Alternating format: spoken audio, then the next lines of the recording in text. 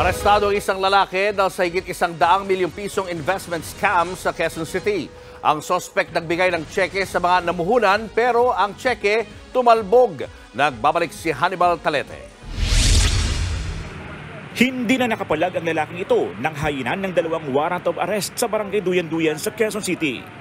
Inaresto ang suspect si Christian Cunanan sa mga kasong estafa at paglabag sa batas pambansa bilang 22 o yung pag-i-issue ng mga tumatalbog na tseke.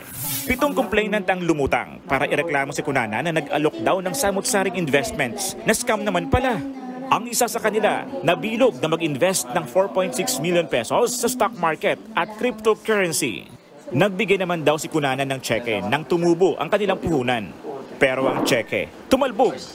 Hindi nung masakit sama-sama yung pera namin ng pamilya ko Nanay ko, kapatid ko, pang tuition ng mga anak ko, hindi na namin nabayaran. Di ko alam kung anong meron ka. Sana may konsensya ka pa. Friend siya ng asawa ko. 30 million pesos naman ang pinuhunan ng 4 na magkakaibigang ito para sa itatayo umanong beach property sa Batangas, Nueva Ecija at Aurora. Nangako raw si Cunanan na ibabalik ang pera na may 40% na interest. Yun, nagbigay kami sa kanya ng pera as our share po dun sa nasabing property.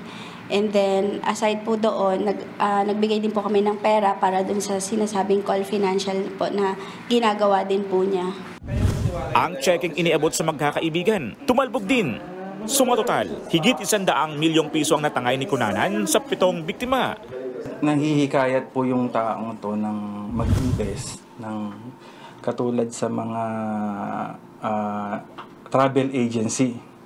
Nahihikayat nila kasi malaki nga yung interest, katulad ng 18 to 25% yung interest sa isang buwan. Depensa ni Cunanan, sa stock market at cryptocurrency niya umano ini-invest ang mga pera at hinihintay niya lang itong kumita. Ibabalik niya rin naman daw ang puhunan ng mga complainant.